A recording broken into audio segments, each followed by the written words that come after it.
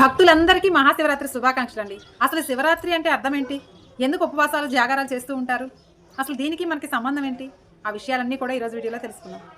ప్రతి సంవత్సరం శివరాత్రి వస్తుంది కదా, పూజలు చేస్తాం, ఉపవాసం చేస్తాం, జాగారం చేస్తాం. ఎందుకు చేస్తామో మీలో ఎంతమందికి తెలుసు?